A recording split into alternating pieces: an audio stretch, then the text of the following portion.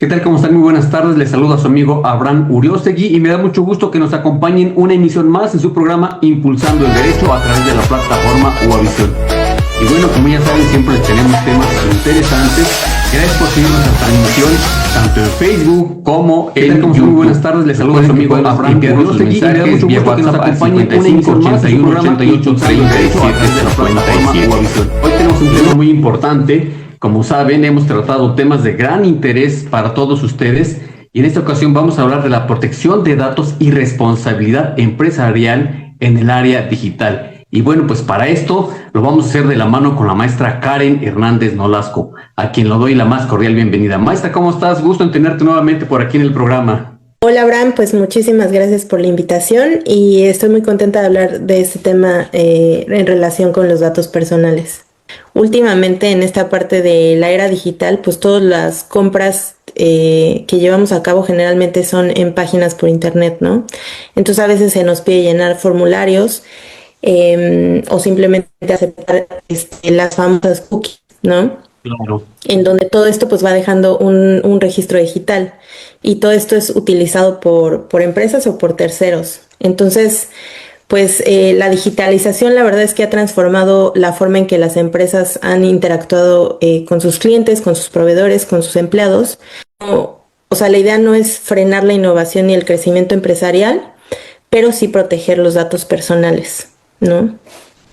Sí, claro. Y fíjate, ahorita que nos hablas de la protección de datos personales, me gustaría que nos platicaras un poquito precisamente cómo es esa protección de datos personales como expresión del derecho a la dignidad y obviamente también a la privacidad. Sí, pues a ver, citando un poco al doctor Gonzalo Levy, que él habla mucho de este tema de dignidad humana a nivel constitucional, pues la dignidad humana se protege dentro de la Constitución como una forma en la que no se afecte la esfera jurídica, ¿no? Y en torno al cual giran todos los demás derechos. Entonces, es algo innato del ser humano, pero la protección de datos también o sea, está relacionada con el tema de dignidad humana porque es una expresión también de respeto a los derechos. Y en este Claro. caso, pues lo que se busca es que funja también como una herramienta para que sea también, o sea, para que esté relacionada con la responsabilidad empresarial. En este caso, pues los datos personales no son simples números, o sea, no es solamente el nombre y el apellido o ciertos datos que a lo mejor pensamos que no tienen valor. En realidad los datos personales tienen mucho valor para las empresas y en muchos casos también hay datos sensibles o incluso hay menores de edad, por ejemplo, ingresando a ciertas páginas y demás. Entonces, Exacto. pues sí, la verdad es que o sea, sí se tiene que proteger pues la autonomía del individuo, pero también la identidad de la persona. En muchas ocasiones ha habido filtración de datos importantes, en donde a veces son datos médicos, datos financieros, y esto pues definitivamente puede afectar a las personas, ¿no? O sea, de muchas formas. Puede afectar su seguridad, puede afectar su reputación, puede afectar a lo mejor también oportunidades laborales, ¿no? Porque a lo mejor o sea, si no se tiene la correcta protección, pues todo esto se puede filtrar. Hay muchas empresas que han sido multadas millonariamente por tema de protección de datos. Entonces, pues en este caso lo que estamos buscando es que obviamente los datos personales sean efectivamente resguardados y que haya políticas internas, avisos de privacidad y en el caso específicamente del área, por ejemplo, donde estoy, es que existan cláusulas de confidencialidad que no se violen. Digo, lo ideal obviamente los contratos es que no se violen las cláusulas, pero pues creo que el parámetro necesario es establecer una cláusula, por ejemplo, de confidencialidad en la mayoría de los Claro. contratos, ¿no? O en todos.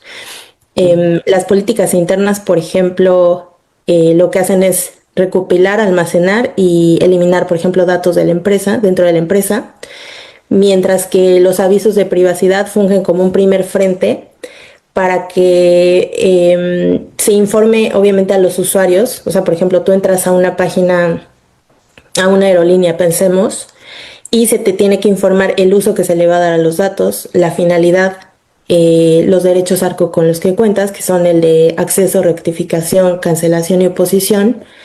Y en muchos casos, pues obviamente lo que te platicaba, ¿no? En las cláusulas de confidencialidad, pues también tiene que haber un parámetro de seguridad de estos datos. Y maestra, ahorita que toque ese tema de ese parámetro de seguridad, nos hemos enterado en múltiples ocasiones, por ejemplo, cómo es que empiezan a vender bases de datos del IMSS, del INE, ¿no? Entonces, creo que también por eso algunas personas, ahora que estamos hablando o hemos escuchado también de esta CURP con datos biométricos, pues no tienen la confianza porque precisamente pues ahí se violenta ese derecho a su privacidad, porque nos andan vendiendo bases de datos ¿no?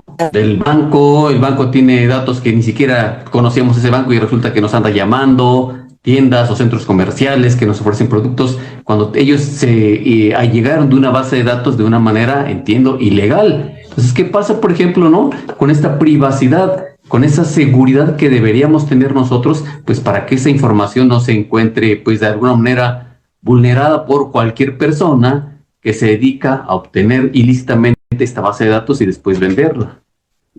Sí, pues yo creo que, o sea, el frente de seguridad sería definitivamente revisar las políticas internas de la empresa, revisar el aviso de privacidad que se tenga en la página y definitivamente que todos los contratos pues también vayan con ese blindaje, ¿no? Por ejemplo, pues digo, en recientes casos, Amazon y Meta recibieron también multas millonarias por violaciones relacionadas con el llamado Reglamento General de Protección de Datos. Entonces, hubo una, por ejemplo, con Meta, que fue de 1.200 millones de euros hace 2 años, en 2023, en donde pues creo que esta es la sanción más alta que se había recibido en la historia de este reglamento, porque se transfirieron datos personales de usuarios europeos a servidores de Estados Unidos de forma pues ilegal. Entonces la decisión que tomó en este caso la Comisión de Protección de Datos de Irlanda fue que Meta no garantizaba una protección adecuada para estos datos de los usuarios frente a, obviamente, a la vigilancia que tenían las autoridades estadounidenses. Entonces, digo, este es un ejemplo de lo que se ha dado.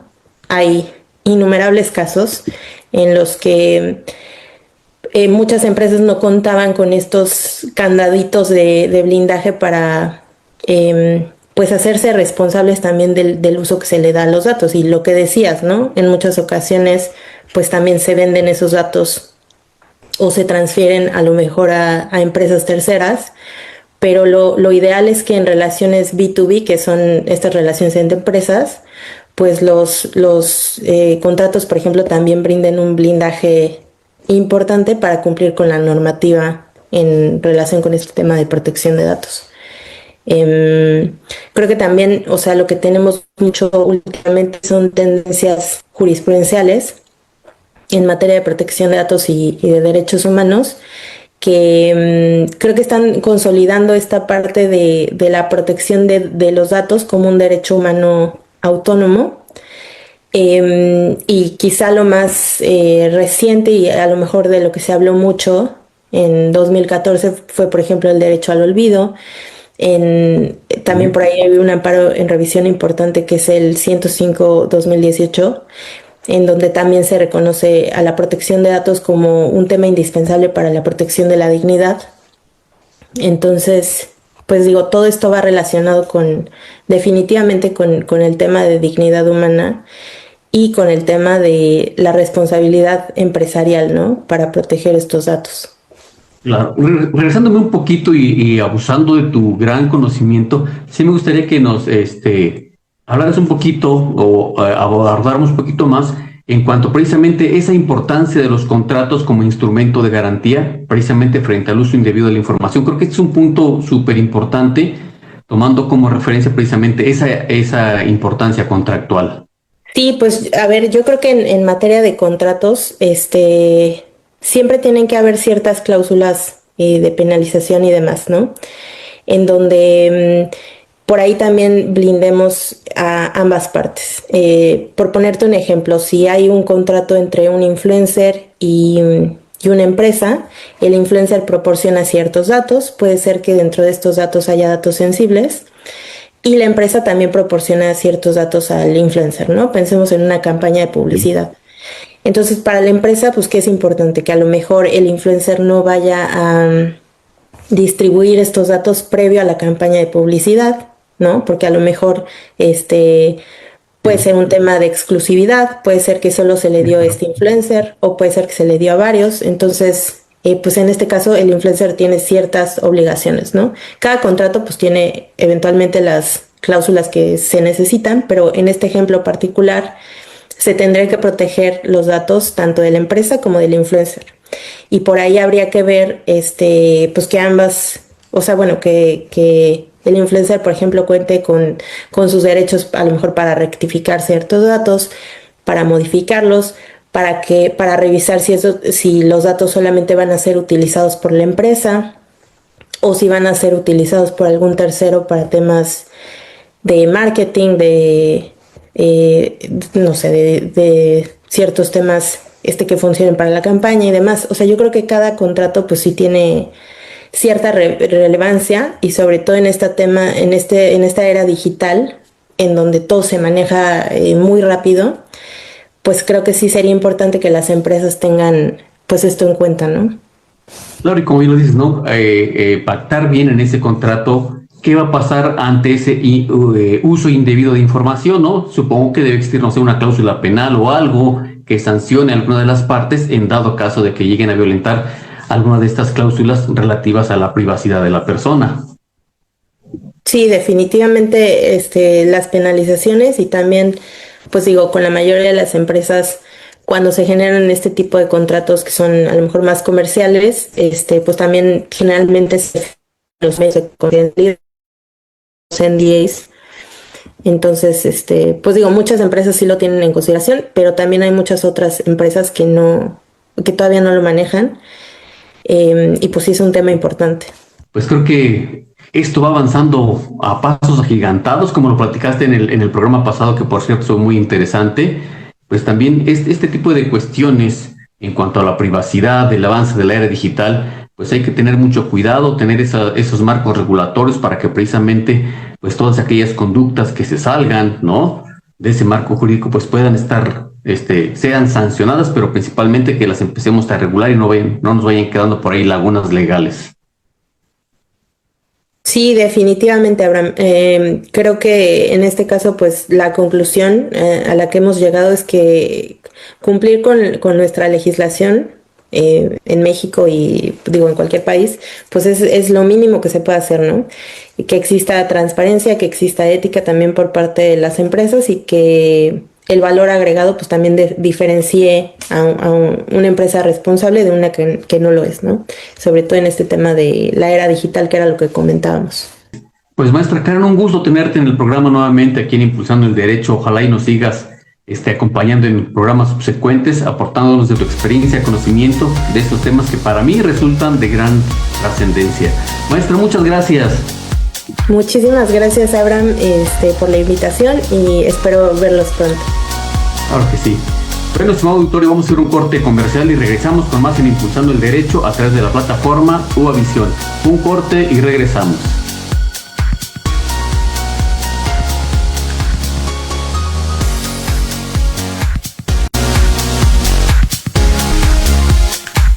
Controversia constitucional suena trabalenguas, ¿no? Pero no te preocupes, aquí te lo explico en corto. La controversia constitucional es como el botón de emergencia cuando hay una bronca entre poderes, ya sea federal, estatal, municipal o incluso órganos autónomos. Por ejemplo, imagínate que un congreso local aprueba algo que invade las competencias del Congreso Federal. Ahí entra la Corte para decir, oye, cada quien en su cancha conforme lo marca la Constitución. En corto, es la forma de mantener el equilibrio y que nadie se pase de listo con sus facultades. Así que ya sabes, cuando escuches controversia constitucional, piensa en un árbitro que entra a poner orden en el juego.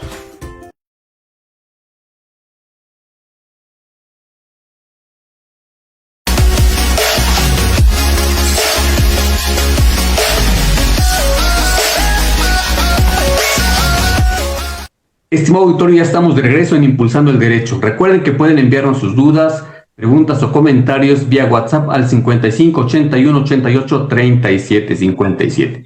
Y bueno, pues seguimos tratando temas interesantes que para mí, créanme que es algo súper importante que conozcan estos temas. Muy pocas plataformas los están tocando, entonces creo que es de suma relevancia que se queden aquí al pendiente de todos estos temas de los cuales vamos a estar platicando. Y fíjense que hoy vamos a hablar de la dignidad humana en la era digital, el nuevo parámetro constitucional. Y para esto lo vamos a hacer de la mano con el licenciado Antonio Ramírez Aguilar. Pero antes de pasar a hablar con él, fíjense que el licenciado Antonio Ramírez Aguilar es secretario de Estudio y Cuenta del primer tribunal colegiado en materia administrativa del Cuarto Circuito en Monterrey, Nuevo León. Y algo interesante también que el licenciado, pues de alguna manera cuenta con maestría en argumentación jurídica por la Universidad de Alicante de España, además de una maestría en Derecho Constitucional por la Universidad de Tamaulipas. Entonces pues, es conocedor en este tema y créanme que nos va a aportar información muy interesante. Licenciado Antonio, ¿cómo está? Muy buenas tardes. Bien, muchas gracias, Abraham. Aquí con todo gusto en este espacio para hablar de estos temas tan interesantes. Pues sí, licenciado Antonio, creo que esta información que nos va a compartir va a ser de gran relevancia. Y fíjese que un tema del que nos habla que precisamente es que de la dignidad humana en la era digital, que es el nuevo paradigma constitucional, pues fíjese, licenciado, que me gustaría, pues precisamente ya que estamos hablando de esta dignidad, ¿cuál sería el concepto de dignidad como eje rector del constitucionalismo contemporáneo? Bien, primero me gustaría decir, la dignidad aplica online y offline. Okay. ¿Sí? Como dijo el Comité de Derechos Humanos de la ONU, haciendo alusión a que no solo en la vida real, sino que ahora también en el Internet y en el uso de nuevas tecnologías. Y para hablar de esos temas, que el enfoque que trataré de darle es desde el ámbito jurisdiccional o de los tribunales, y quienes van a compartir palabra van a dar también unos enfoques muy relevantes. Bien, no podríamos dar un concepto definitivo y único de lo que es dignidad humana, pero para poder operar, ejercer el derecho y pues no solo en la academia, sino en los tribunales, necesitamos un punto de partida. Y creo que si hablamos de dignidad humana tenemos que acudir a Immanuel Kant en su obra Crítica a la Razón, en la que establece un principio, digamos, un mandato con varias formulaciones que básicamente establece que o busca regir la conducta humana. Y claro, establece, por ejemplo, que debes de actuar de forma que la humanidad en tu propia persona y en la de cualquier otra persona sea nunca como objeto, nunca como medio, sino como fin, ¿no? O la otra formulación, actúa de forma que no uses a las personas como objetos, sino como fines o como personas. Y pues, ¿qué es lo que nos trata de decir aquí este autor? Que no actúes de forma que cosifiques a las personas, ¿sí? Y ojo que no es el mismo principio moral cotidiano que nos enseñan en la casa, Abraham, en el que te dicen, no hagas a los demás lo que no quieres que te hagan, ¿sí? Muy conocido y parecido, ¿no? Pero en este principio cotidiano que nos enseñan, habla de los intereses personales. Yo quiero que me traten así, entonces no voy a tratar así. Y Immanuel Kant, para hablar de la dignidad humana, habla de despojarse de intereses personales y actuar de forma que siempre, sin interés personal o condiciones, no uses a la persona como objeto. Bien, entonces ya la Suprema Corte de Justicia de la Nación, el Pleno y la primera sala ha establecido jurisprudencia al menos conceptual en el sentido de que es condición y base, la dignidad humana, de los derechos fundamentales. No solo es una simple declaración ética de que debes de actuar bien, sino que ya los tribunales le dan cierta fuerza a través de lo que dice el artículo 1 constitucional al proteger la dignidad humana. Y bueno, ya definido un concepto preliminar de dignidad humana para que podamos partir de ahí, ahora su relación con los derechos humanos en la era digital. Con esto que menciono podemos entender, no me voy a meter a discusiones terminológicas o conceptuales de qué son los derechos humanos, pero podemos entender con esto que son manifestaciones o expresiones de la dignidad humana, de forma un tanto específica, es decir, no me trates como objeto, sino como persona en un contexto determinado. Y en este caso, pues, aplica mucho, entre otros, el derecho a la privacidad, a tener un espacio en el que podamos ejercer nuestra vida libremente, sin intromisiones del gobierno ni de particulares. Y pues ahora con las nuevas tecnologías, con el Internet, con las redes sociales, se abre un amplio espacio para ejercer estos derechos humanos, incluidos el de privacidad, porque pues se hable el comercio en línea, la capacitación, como los seminarios en línea como este, para la educación de las personas, pero a la vez se abre también un espacio para los riesgos, para las intromisiones a la vida privada. Y quisiera mencionar algunos casos, simplemente a manera de dejar mi punto de vista a los riesgos y a los desafíos que puede tener la protección de este derecho en la era digital, no entrar tanto a los temas específicos, sino simplemente dejar retos y desafíos.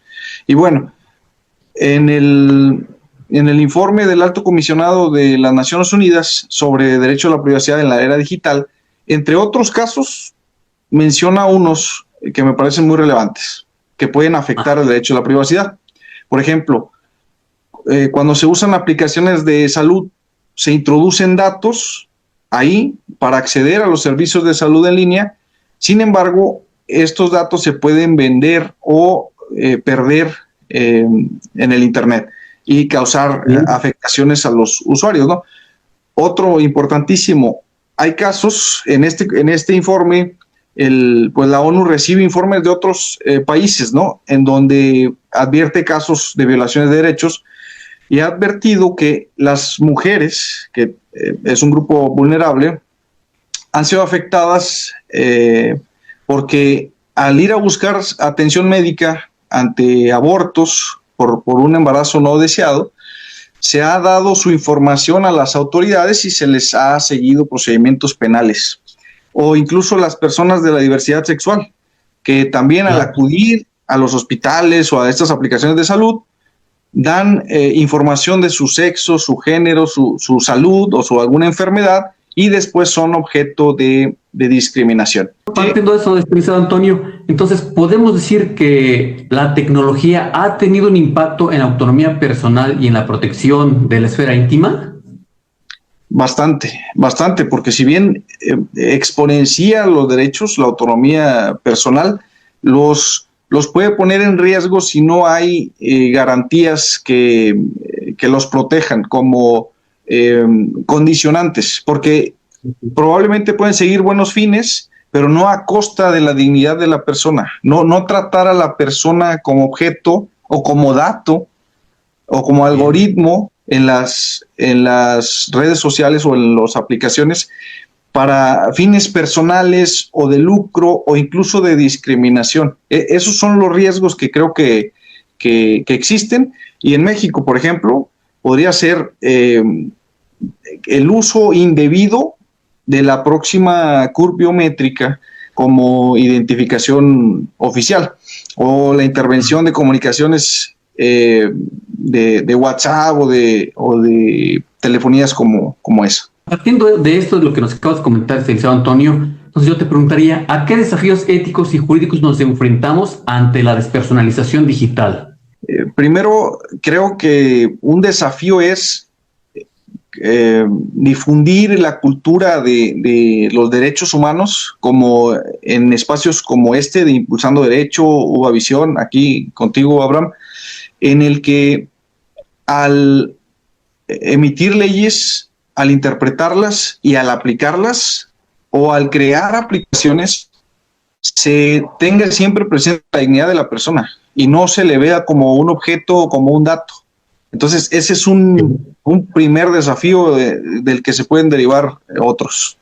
¿Cuál sería el deber del Estado y obviamente también de los particulares para garantizar una vida digna en el aspecto digital? Bien, garantías de transparencia. ¿Cómo vas a usar mis datos personales? No me condiciones un servicio de salud a costa de todo, a costa de mis datos sin mi consentimiento o mi consentimiento informado. Entonces, transparencia, rendición de cuentas, qué datos vas a usar, en qué los vas a usar y en qué los usaste. Y también la sociedad en general, porque a veces las violaciones de derechos humanos vienen de la propia sociedad o la discriminación. Cuando se usa la imagen de las personas en las redes sociales y se les hace alguna acusación sin prueba alguna. Entonces, esas garantías debe dar tanto el Estado como también una cultura de derechos humanos de la sociedad. Sí, pero sabemos que como sociedad muy pocas veces, ¿verdad?, confiamos en las autoridades cuando damos nuestros datos personales, porque sabemos que pues el día de mañana, lo que platicaba hace rato con la maestra Ana Karen, pues que resulta que están vendiendo la base de datos, que quizá por ahí ya vemos que sale información que pues es muy personal y que otras personas ya la tienen y la utilizan para extorsión o para otros fines ilícitos, ¿no? Sí, la finalidad de estas medidas o programas o prácticas o políticas es legítima. Es legítima combatir el fraude, combatir el crimen, la estafa, pero si no hay garantías suficientes, se corren estos riesgos. Ya ves cómo pasa que tu número telefónico lo tienen infinidad de personas de varias partes del mundo y se usa para la extorsión. Entonces, ahora súmale los datos biométricos o datos más íntimos todavía. Si no hay garantías como estas, es un riesgo grande. Pues, licenciado Antonio, muchas gracias por compartirnos este tema. ¿Algo más que quieras abonar para cerrar esta charla? Pues simplemente someter a la reflexión el público, las personas, cómo usan los datos suyos o cómo usan los datos de las demás personas. ¿Los usan como objetos, como datos o como persona en sí, no? Perfecto, excelente cierre. Licenciado Antonio, muchas gracias por habernos acompañado en su programa Impulsando el Derecho. Espero tenerte nuevamente para que nos sigas compartiendo información interesante como esta. Muchas gracias a ustedes, Abraham, y grandioso que tengan espacios como estos para la difusión jurídica. Muchas gracias. Pues bien, estimado auditorio, vamos a un corte comercial y regresamos con más aquí en Impulsando el Derecho a través de la plataforma Uva Visión. Un corte y regresamos.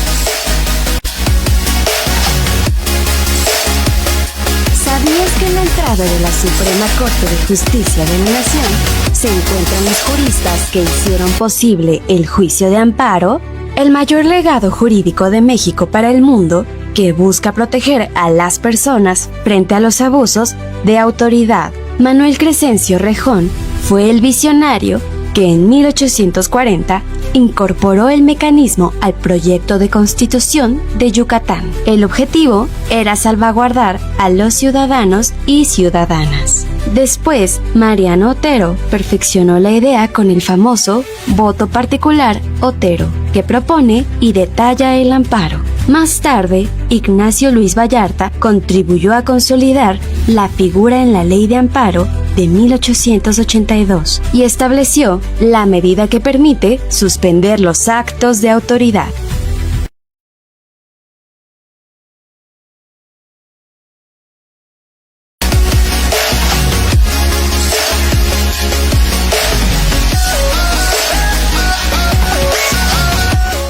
Bien, pues ya estamos de regreso en su programa Impulsando el Derecho. Gracias por compartirnos sus dudas, comentarios y sugerencias. Recuerden que también pueden seguirnos a través de la plataforma Uvavisión. Pueden encontrar Impulsando el Derecho MX en YouTube. Bien, pues ya estamos de regreso y seguimos platicando con nuestro invitado especial, donde abordamos temas interesantes. Hoy vamos a platicar de relaciones jurídicas y protección de derechos en el entorno del comercio electrónico. Y para ello lo vamos a hacer con el licenciado Josué Hernández. Él es licenciado en Derecho por la Universidad Nacional Autónoma de México. Además, es especialista en fideicomisos, derecho empresarial, contractual y mercantil. Y bueno, pues le doy la más cordial bienvenida al licenciado Josué Hernández. Licenciado, ¿cómo está? Muy buenas tardes. Licenciado Abraham, buenas tardes. Muchísimas gracias por la invitación. Buenas tardes a toda la audiencia. Es un gusto para mí estar aquí con ustedes platicando sobre este tema tan relevante.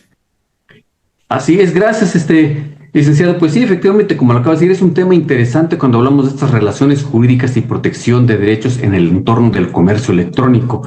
Y obviamente, pues, para poder empezar a hablar de este tema, ¿verdad? Pues me gustaría que nos hablaras un poquito del comercio electrónico como nuevo espacio de interacción jurídica y social. Claro que sí, licenciado. Muchísimas gracias por el espacio. Pues bueno, el comercio electrónico ha transformado la forma en la que hacemos negocios hoy en día. Hemos pasado de canales físicos, de canales presenciales, a lo que hoy en día es canales digitales. Prácticamente la transformación en este tipo de espacios tiene que ver con el dónde y cómo transaccionamos hoy en día.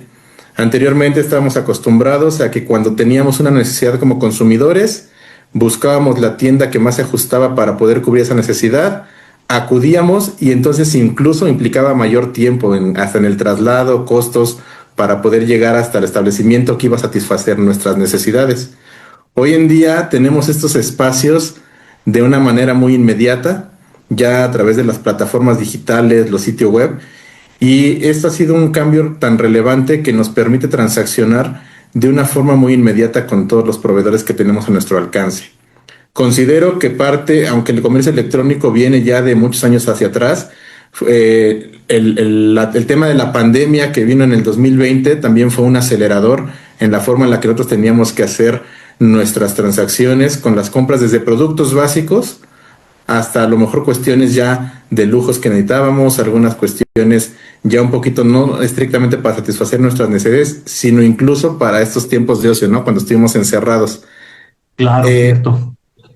En ese orden de ideas, se vuelve relevante para las partes tener certeza respecto de las transacciones que vamos celebrando a través de los distintos canales digitales. Parte de lo que sucede en este tipo de transacciones es que existe en principio una incertidumbre respecto de la parte con la que estamos contratando, ya sea un producto o un servicio para satisfacer una necesidad en particular. De igual forma, la seguridad de nuestra información, porque se vuelve un tema de desconfianza. Y otra, en ocasiones también el tema de que sea tan inmediato la forma de transaccionar a través de este tipo de canales nos permite incluso hacer compras en distintos países, ¿no? Entonces a veces también eso nos abre el tema de la oferta y la demanda que podemos ver en este tipo de transacciones. En ese sentido, la parte del comercio electrónico, pues no solamente nos beneficia como consumidores al tener ya una forma más inmediata de poder adquirir estos bienes y servicios, eventualmente pues también trae algunos retos, y en la parte jurídica pues es en la que nos queremos enfocar el día de hoy, para que como consumidores podamos tener mejores prácticas al momento de transaccionar a través de estos canales. Claro, bien. Pero aquí hay algo importante que me gustaría que platicáramos también, precisamente tomando en cuenta la protección de los derechos en ese entorno del comercio electrónico, que hablemos de la dignidad humana y de los derechos fundamentales precisamente frente a las dinámicas del mercado digital, licenciado. Sí, realmente se vuelve muy relevante para el Estado como ente protector de los gobernados el poder proteger sus derechos fundamentales en las transacciones de comercio en general, de la forma tradicional y del comercio electrónico. En ese sentido, partimos que tenemos un marco normativo que empieza a ser robusto en la medida en la que las necesidades se van presentando en el tema de comercio electrónico. En primer lugar, tenemos la parte de la Constitución Política de los Estados Unidos Mexicanos, en su artículo 5, en el cual nos habla sobre la libertad para ejercer el comercio, siempre y cuando no existan restricciones que conforme a la ley estén plasmadas, como que el comercio que ejerzamos pues sea ilícito, ¿no? En ese sentido, tenemos también en el artículo 6º constitucional el derecho fundamental para el acceso a las tecnologías de la información, que resulta relevante en este tema del comercio electrónico. Asimismo, en ese mismo artículo, nuestras garantías respecto al tema de los derechos en temas de protección de datos personales es un tema súper relevante en esta materia del comercio electrónico, ya que constantemente estamos en diversos sitios y canales digitales proporcionando información sensible, personal, y que muchas veces no sabemos qué es lo que hacen las empresas con las que estamos transaccionando y el uso que le dan a nuestros datos. Ahí evidentemente pues también nosotros tenemos una corresponsabilidad, porque el tema de la protección y la seguridad de esa información pues también debe ser una responsabilidad personal, ¿no? Al momento de que nosotros entramos a adquirir algún producto o servicio, ¿qué solemos hacer muy frecuentemente? Entramos al sitio, tenemos prisa, queremos adquirir, satisfacer una necesidad y damos clic a todo, ¿no? Todo le damos a aceptar. Sí.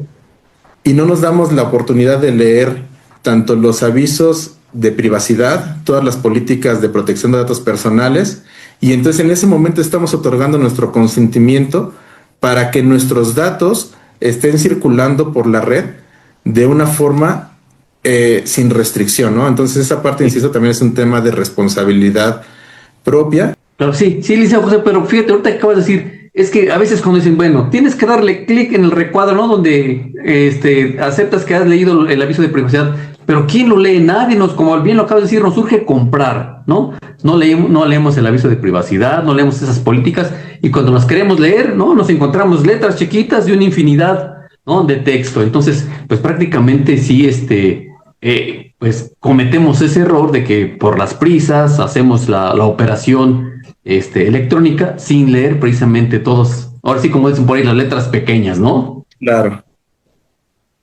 Sí, entonces continuando con esta parte, digo, evidentemente, aunque en principio es también una obligación personal, algo que tenemos que considerar es, siguiendo en este marco normativo del que estábamos hablando para la protección de estos derechos constitucionales y lo que el Estado debe de garantizar, continuamos con la parte del artículo 28 constitucional, el cual nos permite la libre competencia. Y yo mencionaba al inicio de la plática que parte del avance en el tema del comercio electrónico, los principales retos tienen que ver con el dónde y el cómo celebramos hoy en día esas transacciones. ¿Dónde? Ya es a través de canales digitales en los que en ocasiones tenemos que meter cuestiones de autenticación, en algunas otras no, depende de qué tan flexibles sean los sitios en los que nosotros estemos ejerciendo el comercio. En otro sentido también es importante mencionar que nosotros necesitamos conocer nuestros derechos como consumidores. Los derechos como consumidores, y por eso es que complementamos el marco normativo, también se regulan en la Ley Federal para la Protección del Consumidor. Entonces es importante que nosotros sepamos que aún en estas leyes especiales ya existen hoy en día capítulos que nos permiten conocer nuestros derechos para cuando hacemos transacciones a través de medios digitales. Evidentemente tenemos que partir de un tronco común, que es el Código Civil Federal, el Código de Comercio, porque si bien es cierto, nosotros hablamos de comercio electrónico, no podemos dejar de lado que seguimos hablando de comercio y que tenemos que irnos a las bases que van a regular cada una de estas transacciones que nosotros hacemos. Haciendo una referencia muy breve, al final del día, lo que se genera con un comercio electrónico es una obligación. Y obligación, como lo recordamos, para beneficio de la audiencia, no es otra cosa más que la prestación que tiene una persona llamada acreedor para con otra llamada deudor, de hacer una prestación de dar, hacer o no hacer. Entonces es lo que nosotros vemos materializado en el comercio electrónico. Solamente que estamos cambiando los medios tradicionales a través de los cuales nosotros celebrábamos estos actos para poder utilizar los canales digitales. Ahí es donde se empieza a robustecer el marco normativo y las garantías y derechos fundamentales que tienen que ver con nosotros como consumidores, porque ahí es donde damos pie a la legislación mercantil con el Código de Comercio, donde en su artículo 89 nos regula toda la parte justamente del comercio electrónico, la parte de mensajes de datos. Empezamos a ver ya la incorporación de términos como firma electrónica avanzada. Entonces, todo eso es fundamental porque va a llegar a tocar punto con otro de los retos principales que tenemos. El reto no solamente es legislativo, sino también es procesal.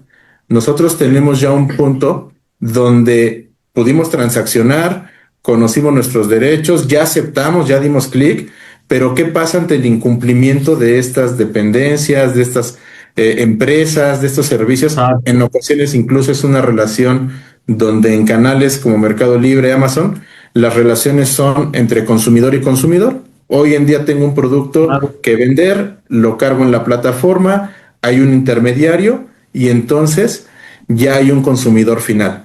Y ahí empezamos a ver que la relación jurídica empieza a ser ya no solamente bilateral, sino que también ya se vuelve tripartita porque en ocasiones existe un tercero, ¿no? Como en este caso de los intermediarios.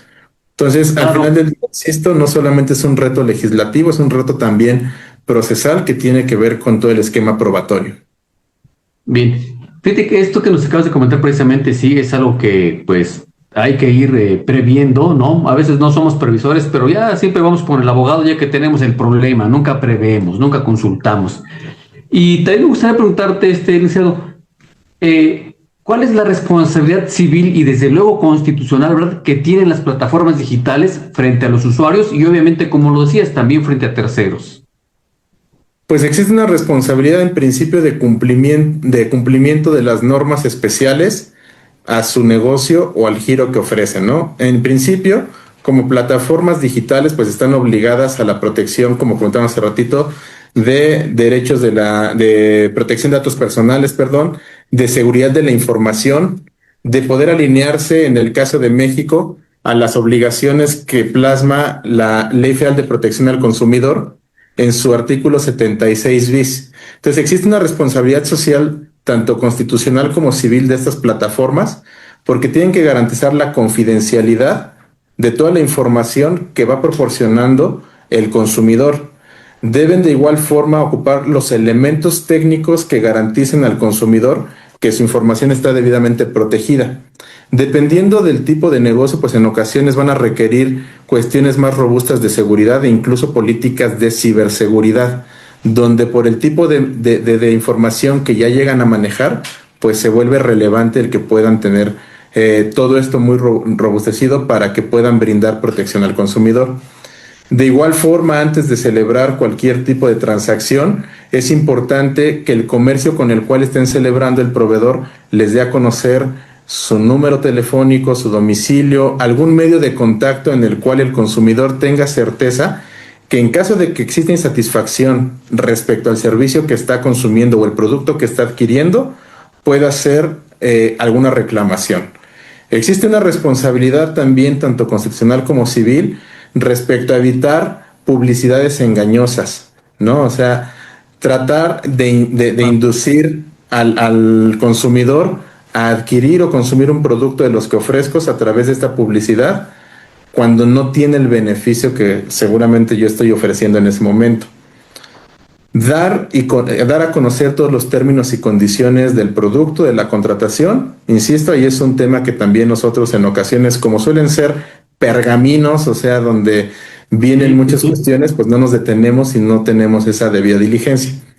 Creo que también como consumidores tenemos que evaluar el tema del costo-beneficio y cuando se trate de transacciones que representen un impacto fuerte a nuestro patrimonio, pues tendremos que considerar si, por lo menos identificar puntos clave del servicio que esté adquiriendo del producto, así como cuestiones de garantías, cuestiones de jurisdicciones, qué pasa en caso de que exista algún conflicto, existe alguna jurisdicción, existe algún medio arbitral a través del cual yo pueda dirimir esta controversia, con quién me dirijo, para que entonces yo pueda tener certeza en ese sentido de qué hacer. Y que pues sea muy específico en este caso el proveedor respecto al tema de cantidad y calidad, respetando en todo momento la decisión del usuario final respecto a la cantidad y calidad que quiere adquirir de su producto o servicio. Entonces, al final del día todo eso...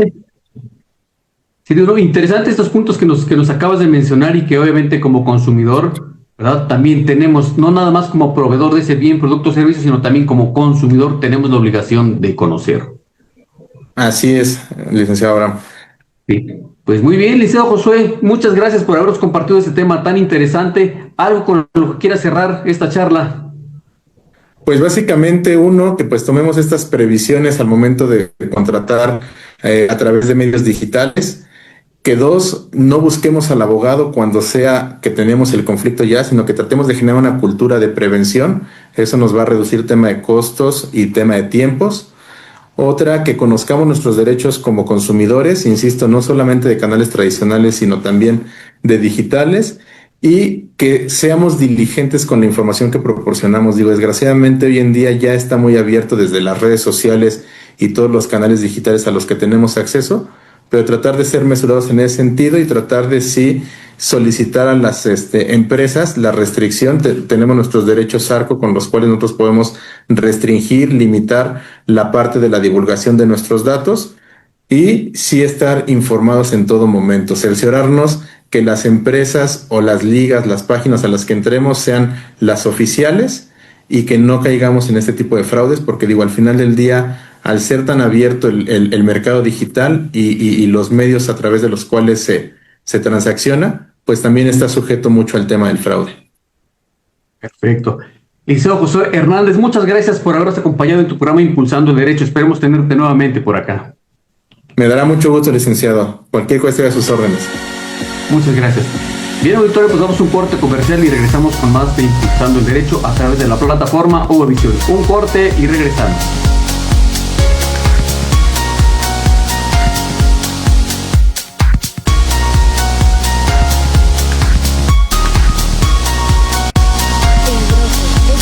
Definitivo de una sentencia, contiene la resolución final del asunto discutido y resuelto por el Pleno de la Corte.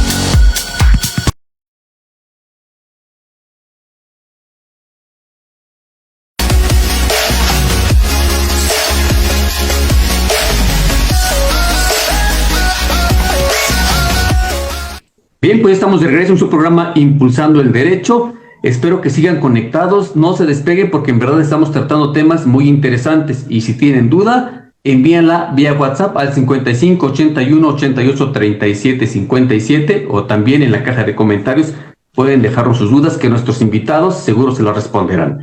Pues bien, hoy vamos a hablar de la libertad de expresión y derechos en el espacio digital entre la protección y la censura. Y para esto vamos a tener aquí en entrevista al maestro Ángel Eric Jiménez Pérez, quien es profesor de asignatura en la especialización de Género y Derecho en la FES Acatlán y doctorante de Derecho por la UNAM, donde investiga los sesgos de género y los delitos sexuales cometidos contra infancias y adolescentes en el Estado de México. Maestro Ángel, ¿cómo está? Muy buenas tardes. Muy buenas tardes, licenciado Abraham. Muy bien, ¿y usted? Bien, muy bien. Es un gusto saludarte y más gusto me va a dar que nos platiques de este tema tan interesante. Muchísimas gracias a Impulsando el Derecho por la participación y obviamente por la invitación. Entonces, sin más preámbulo, no sé si están de acuerdo en que pueda iniciar. Claro que sí, adelante, platícanos un poquito precisamente de este espacio digital como nuevo foro público constitucional. Muy bien, pues es un tema bastante complejo, bastante interesante también, porque bueno, también vamos a atender a los contextos en los que está no solamente el país, sino el mundo en su totalidad, ¿no? Con cambios estructurales, con cambios políticos, con cambios ideológicos y legislativos. Nuestra mayor inspiración o nuestra mayor influencia, en este caso, pues como sabemos, es la parte occidental del mundo, ¿no? Y en ese sentido, pues a veces tenemos esta disyuntiva entre lo que le llaman una cultura de la cancelación y los discursos de odio. Y en ese contexto, pues me gustaría abordarlo desde dos perspectivas, la social y la jurídica. ¿Por qué? Porque al final el tema de libertad de expresión pues se puede ver desde distintas formas, ¿no? Distintas maneras. Puede verse desde la antropología, la psicología, desde varias áreas del conocimiento humano. Para eso entonces, primero iniciaría con la teoría social propiamente, entendiendo y haciendo una analogía de cómo vamos a los lugares, ¿no? La realidad y lo que vamos a utilizar. Este momento de las ideas que nos son. Pues a través de esta estructura, precisamente de este sistema, voy a hacer también una analogía con los propios sistemas computacionales, si me lo permiten. Vamos a hardware, software, esto que entendemos nosotros como secciones administrativas. Es decir, nosotros tenemos una computadora, esta computadora va a servir a través de sistemas. Y cómo esos sistemas van a reproducir a través de aplicaciones, programas, etc. ¿Sí? Eso a través de nuestro mundo digital, nuestro mundo práctico, también va a ser similar. ¿Sí? Es decir, nosotros vamos a tener estructuras allá afuera, como escuelas, fábricas, puestos de trabajo, puestos gubernamentales, etcétera. Va a tener un sistema, es decir, un sistema político, un sistema jurídico, un sistema cultural. Y esto se va a traducir en procesos de razonamiento, ¿ok?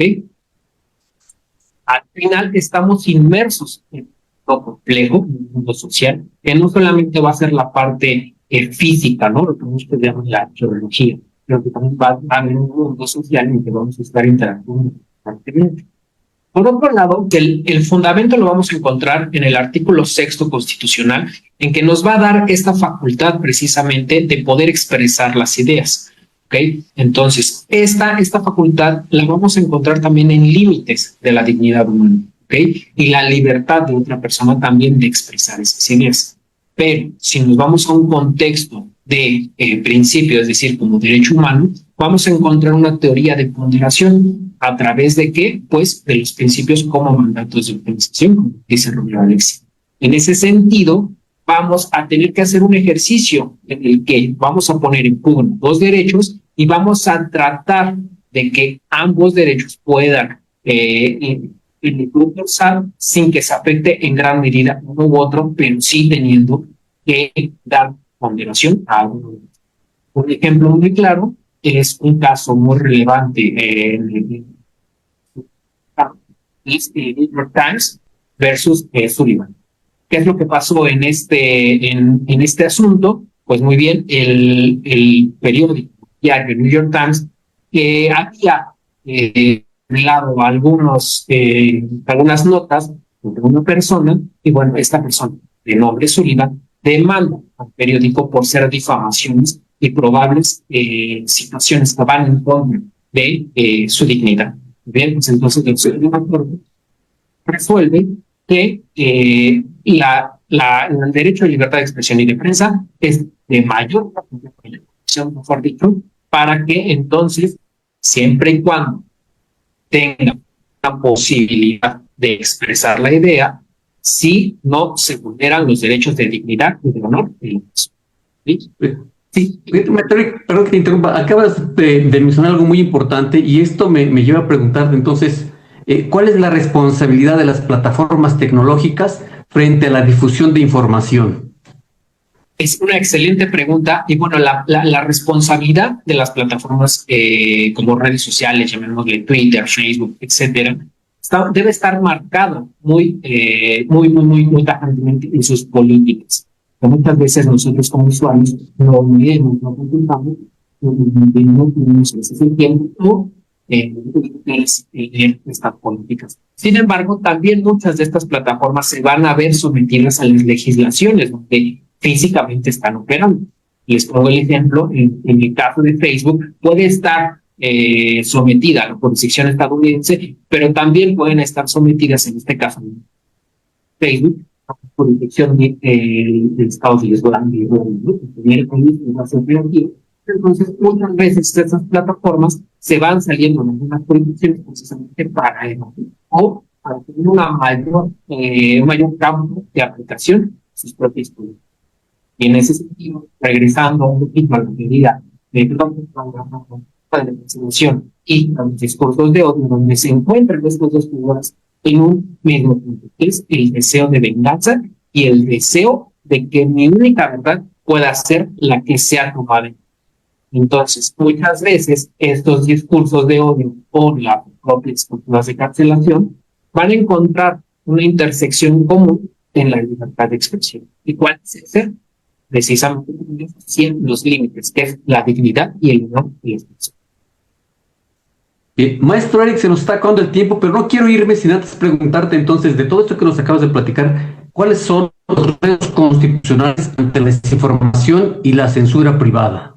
Por supuesto, creo que sí, licenciado Abraham. Pues el reto constitucional más importante que creo que tenemos es la homologación a los tratados internacionales y sobre todo el reconocimiento a los organismos internacionales. ¿Por qué? Porque, como les comentaba en un inicio, vemos las transformaciones políticas, económicas y culturales y parece ser que cada uno de los estados se está segregando, se está dividiendo y se está desconfigurando este orden mundial para que todos en el mundo fuéramos a una justicia internacional. Hoy vemos que esta segregación se está dando, se están separando las ideas de un orden político internacional y cada uno de los estados pues, está regulando en esta materia pues conforme a su propio interno.